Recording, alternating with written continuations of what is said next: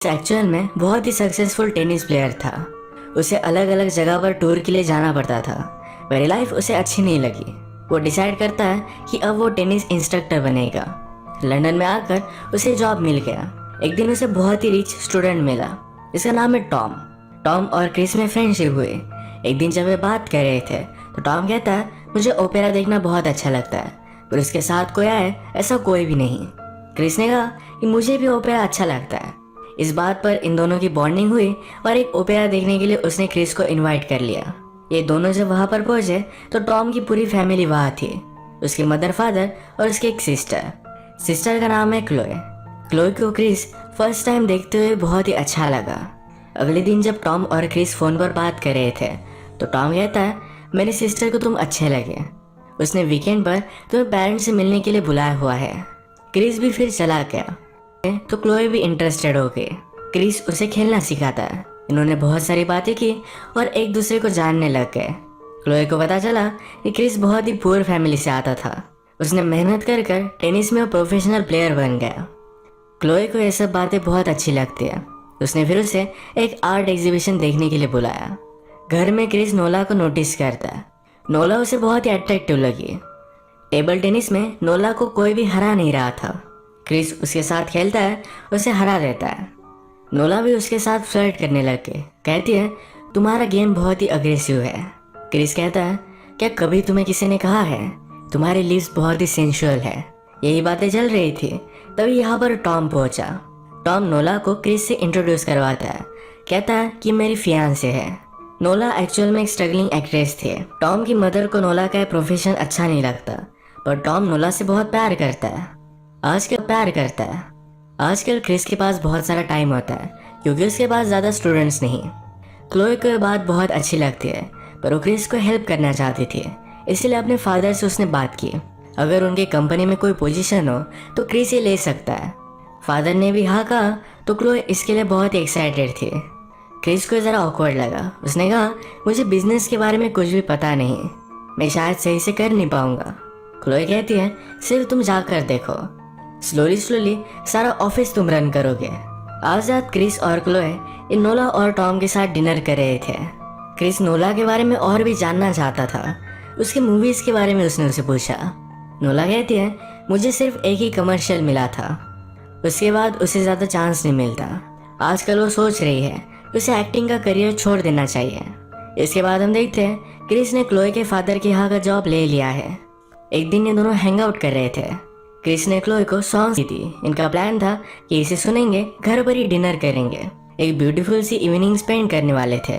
Chloe कहती है, आज रात नोला और टॉम ने हमें डिनर के लिए बुलाया हुआ था, उसने उसे मना कर दिया है। ये बात सुनकर क्रिस क्लोए से कहता है, हमारी नाइट कभी भी हो सकती है, हमें उनके साथ डिनर के लिए जाना चाहिए। क्रिस क्लियरली नोला में सबसे ज्यादा इंटरेस्टेड था। ये डिनर के लिए गए, पर आज रात नोला इनके साथ नहीं गई। उसका ऑडिशन था तो इसके लिए नर्वस थे। अगले दिन स्ट्रीट से गुजरते हुए क्रिस नोला से मिला। वो बहुत ही टेंशन में थी। अब उसका ऑडिशन है और वो डर रही है। क्रिस ने फिर उसे सहारा दिया। जहाँ पर ऑडिशन था वहाँ पर उसके साथ गया। ये ऑडिशन नोला का सही नहीं जाता। उसे काम डाउन होने के लिए एक ड्रिंक की ज़रूरत थी, तो दोनों ड्रिंक करने के लिए एक जगह पर आए। इन दोनों की बातों से हमें पता चलता है कि नोला के फादर बचपन में उसे छोड़कर चले गए थे। उसे लाइफ में सक्सेसफुल होना है, इसलिए एक्ट्रेस बनना उसका ड्रीम था। क्रिस नोला को उसके और टॉम के रिलेशनशिप के बारे में पूछता है।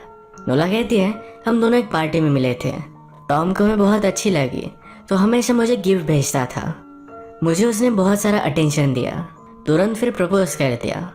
नोला फ्रस्ट्रेटेड थी। टॉम की मदर को नोला अच्छी नहीं लगती तो नोला को बहुत बुरा लगता है।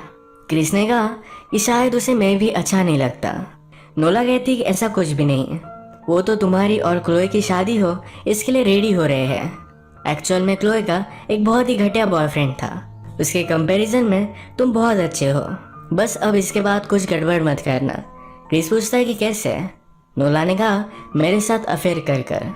इसके बाद वीकेंड के लिए ये सारे टॉम की फैमिली के साथ थे। यहीं पर टॉम की मदर और नोला के बीच में झगड़ा हो जाता है। नोला एक्ट्रेस है और इसी बात पर यह झगड़ा था। इस झगड़े के बाद नोला बहुत ही ज़्यादा डिस्टर्ब हो गई। बाहर बारिश चल रही थी, वैसे वो घर से बाहर निकल जाती है। क्रिस ने सब देखा, उसके पीछे आता है। वो उसके पास आ गया। नोला कहती है कि अच्छा आइडिया नहीं, हम कुछ भी गलत कर सकते हैं। इन्होंने फिर किस कर लिया, यहीं पर इंटीमेट हो जाते हैं। इस दिन के बाद नोला क्रिस को इग्नोर कर रही थी। एक दिन बैले में क्रिस नोला से बात करता है। नोला ने कहा हम दोनों किसी और के साथ इन्वॉल्व हैं, जो भी हुआ वो सिर्फ एक गलती थी। इसके बाद क्रिस ने डायरेक्टली क्लोए के साथ शादी कर ली। एक ब्यूटीफुल सा घर देखने के लिए आए हुए थे। क्रिस कहता है कि शायद हम इसे अफोर्ड नहीं कर सकते। क्लोए कहती है मेरे फादर हमें हेल्प करेंगे। इसके बाद थोड़े दिन गुजर गए। क्रिस और टॉम जब टेनिस खेल रहे थे तब क्रिस को पता चला कि टॉम ने नोला को छोड़ दिया। ये उसकी मदर की वजह से था। उसकी मदर चाहती है कि उसकी एक दूर की कज़न है, उसके साथ ही उसकी शादी हो। क्रिस ने फिर नोला को कांटेक्ट करने की आजकल क्रिस और क्लोए ये प्रेग्नेंट होने की कोशिश कर रहे थे। एक्चुअल में क्लोए को जल्दी से जल्दी प्रेग्नेंट होकर अपनी फैमिली स्टार्ट करनी थी। क्रिस को ये सही नहीं लगता, पर क्लोए के लिए वो मान जाता है। इसके बाद टॉम और उसके कज़न की शादी हुई। एक दिन क्लोए अपने फ्रेंड के साथ एक आर्ट गैलरी में आई हुई थी। क्रिस को ऑफिस में याद आया कि उसे क्लोए से मिलना था। जब वो आर्ट गैलरी में जा रहा था तभी वो नोला से मिला। नोला थोड़े दिन के लिए इस टाउन से चली गई थी, पर अब वो वापस आ चुकी है। क्रिस उससे पूछता है तुम कहाँ रहती हो, क्या हम मिल सकते हैं? नोला ने कहा कि तुम्हारी शादी हो चुकी है, ये सब बातों का पॉइंट क्या है? तभी यहाँ पर क्लोए आ गई। क्लोए नोला से वो कैसी है इसके बारे में पूछती है, पर उसे बात करना ज़रा ऑकवर्ड था, इसी वजह से यहाँ से वो चली गई। क्रिस नोला से कहता है प्लीज़ मुझे तुम्हारा नंबर बता दो। नोला भी सोच रही थी, पर उसने बता दिया। इसके बाद एक दिन ये दोनों डायरेक्टली इंटीमेट हो गए। हमेशा क्रिस नोला के घर पर आता था। नोला की नेबर एक ओल्ड वुमन थी, उसे भी वो जानने लग गया था। एक दिन जब क्रिस और क्लोए ये टॉम के साथ डिनर कर रहे थे तभी क्रिस का फ्रेंड उसे मिलता है। उसने कहा एक स्ट्रीट पर मैंने तुम्हें चलते हुए देखा था, मैं तुम्हें आवाज़ लगा रहा था। ये जो स्ट्रीट थी ये नोला के घर के पास ही है। क्रिस फिर कहता है कि वो मैं नहीं था, तुम्हें कुछ गलत फहमी हुई, पर उसका फ्रेंड बहुत ही फर्म था। क्लोए इस बात को ज़्यादा सीरियसली लेती नहीं, इस वजह से क्रिस को कोई भी प्रॉब्लम नहीं आया। अब बहुत सारे दिन हो चुके और नोला और क्रिस अभी मिल रहे थे। क्रिस ने नोला से कहा था कि वो अपने मैरिज में खुश नहीं, वो क्लोए को छोड़ देगा, पर अब तक उसने नहीं छोड़ा। क्लोए को इनके बारे में पता भी नहीं, तो नोला क्रिस पर बहुत ही चिढ़ गई थी। क्रिस कहता है मैं जल्द से जल्द बता दूंगा। वो फिर 3 दिनों के लिए पूरी फैमिली के साथ एक वीकेंड पर गया। यहीं पर नोला का उसे कॉल आता है। वो बहुत ही डिस्टर्ब थी, वो चाहती थी क्रिस अभी के अभी उसे मिले। यहाँ पर क्रिस ने काम का बहाना बनाने की कोशिश की, पर क्लोए मानती नहीं। क्रिस को यही रुकने पड़ने वाला था। रात में नोला ने फिर से क्रिस को कॉल किया। वो कहती है कि मैं प्रेग्नेंट हूँ, उसे उसकी ज़रूरत है। क्रिस फिर अगले दिन उससे मिल लेता है। ये केयरफुल नहीं थे, इसी वजह से वो प्रेग्नेंट हुई। नोला ने उसे समझाया कि हमारे लिए और एक चांस है, तुम क्लोए को डिवोर्स दे दो और हम दोनों हमारी न्यू लाइफ स्टार्ट करेंगे। इसके बाद क्रिस बहुत ही टेंशन में आ गया। ये बात क्लोए नोटिस करती है। उसे लगा कि वो प्रेग्नेंट नहीं हो सकती, शायद इसी वजह से क्रिस इस तरीके से बिहेव कर रहा है। क्रिस उसे कहता है कि ऐसा कुछ भी नहीं। उसने उसे गले लगा लिया। अब नेक्स्ट सीन में क्रिस अपने एक फ्रेंड के साथ बात कर रहा था। जो भी उसके लाइफ में चल रहा है ये सब कुछ उसने उसे बता दिया। वो कहता है नोला के साथ उसकी जो भी मैरिज है इसे इस तरीके से छोड़ नहीं सकता। उसके पास एक बड़ा जॉब है, उसके जॉब पर उसे बड़ा सा प्रमोशन मिला है, स्टैंडर्ड ऑफ लिविंग उसका बहुत ही ज़्यादा बढ़ चुका है। ये सारी चीज़ें वो छोड़ नहीं सकता। एक तरफ नोला है जिससे वो बहुत ही अट्रैक्टेड है। अब क्रिस ने नोला को अवॉइड करने के लिए कहा कि एक मंथ के लिए हम सारी फैमिली वैकेशन पर जा रहे हैं। हम जब वापस आएंगे तो मैं क्लोए को सब कुछ चीज़ें बता दूंगा, पर ऑलरेडी ये वैकेशन कैंसिल हो चुका था। एक दिन जब क्लोए के फादर इन्हें मिलने के लिए आए हुए थे तो क्रिस को एक बड़ा सा प्रमोशन दे दिया जाता है। नोला ने क्रिस को कॉल करने का बहुत ट्राई किया, पर वो इग्नोर कर रहा था। एक दिन वो चेक करने के लिए क्रिस के ऑफिस के बाहर आ गई। क्रिस को बाहर आता देख वो बहुत ही ज़्यादा गुस्सा हो जाती है। इन दोनों में बहुत बड़ी फाइट हुई। क्रिस कहता है कि हम जल्दी आ गए थे, आज मैं तुम्हें कॉल करने ही वाला था। नोला कहती है अगर तुम तुम्हारी वाइफ से बात नहीं कर सकते तो मैं ही उसे सब कुछ बता दूंगी। अभी उसे नींद नहीं आती। उसके फादर इन लॉ हमेशा हंटिंग करते तो बहुत सारी गन उनके पास पड़ी हुई थी। एक दिन क्रिस जाकर ये गन चोरी कर लेता है। रात में जब क्लोए और क्रिस एक साथ थे तो क्लोए की एक चीज़ क्रिस के बैग में थी। उसने बैग खोली पर क्रिस जल्दी से उससे वो बैग ले लेता है। उसमें गन थी तो कहता है कल हम दोनों एक प्ले देखने के लिए चलते हैं। क्लोए फिर एक्साइटेड हो गई। अगले दिन क्रिस ने नोला को कॉल लगाया, कहा कि मैंने क्लोए को सब कुछ बात बता दी है, शाम 7 बजे तुम्हारे घर पर हम मिलते हैं। अगले दिन फिर क्रिस 1 घंटे पहले नोला के घर पर पहुंच गया। नोला की नेबर एक ओल्ड वुमन उसका डोर नॉक करता है। उसने कहा कि हमारी केबल चल नहीं रही, मैं देखना चाहता हूँ कि आपकी चल रही है। घर में आने के बाद क्रिस ने गन को रेडी किया, इस ओल्ड लेडी को मार डालता है। घर की सारी चीज़ें तहस नहस कर दी। इस ओल्ड वुमन की ज्वेलरी उसने ले ली ताकि पुलिस को लगे कि कोई यहाँ चोरी करने के लिए आया हुआ था। उसने ओल्ड वुमन को मार डाला। क्रिस घर में ही था, तभी ओल्ड वुमन से मिलने के लिए एक आदमी आता है। क्रिस डोर नहीं खोलता तो थोड़ी देर में वहाँ से वो चला गया। 7 बजने पर नोला घर पर आई। वो लिफ्ट से उतरी तभी क्रिस उसे शूट कर देता है। वो बहुत ही डर गया था, पर वैसे ही क्लोए के साथ प्ले देखने के लिए आ गया। क्राइम सीन पर पुलिस पहुंचे, उन्हें लगा कि रॉबरी थी। अगले दिन न्यूज़पेपर में क्लोए को इसके बारे में पता चलता है। सारी फैमिली को नोला के लिए बहुत बुरा लगा था। क्रिस फिर एक दिन अपने फादर इन लॉ के घर पर जाकर उनकी गन फ्री से रख कर आता है। अचानक से उसके ऑफिस में पुलिस का कॉल आया था, उससे बात करना चाहते थे।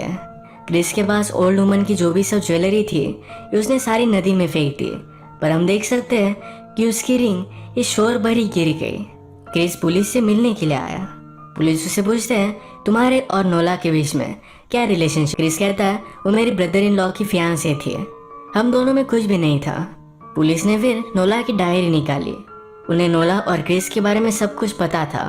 क्रिस डर गया। वो कहता है हम दोनों में अफेयर था, पर आपको मैं डायरेक्टली ये बात नहीं बता सकता।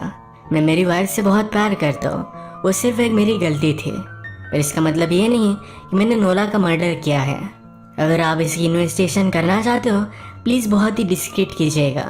आपके इस डाउट की वजह से मेरी पूरी ज़िंदगी खराब हो सकती है।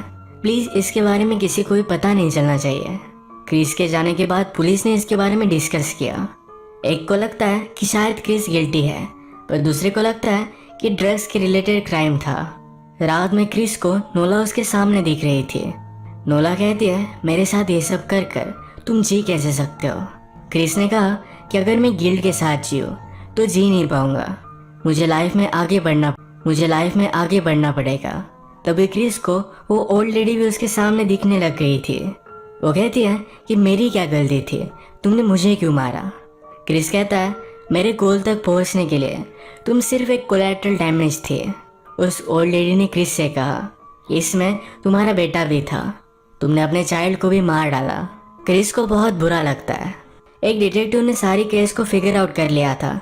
उसे लगता है कि 100% क्रिस ने क्राइम किया है। दूसरा डिटेक्टिव से कहता है कि उस ओल्ड लेडी की रिंग एक ड्रग एडिक्ट के पास हमें मिली, उसे हमने अरेस्ट कर लिया है। क्रिस ने कुछ भी नहीं किया था। हमने प्रीवियसली देखा क्रिस ने जब ओल्ड वुमन की सारी ज्वेलरी फेंकी तो उसकी रिंग शोर पर गिर गई थी। यही रिंग एक ड्रग एडिक्ट ने उठा ली, वही इस केस में फ्रेम हो चुका था।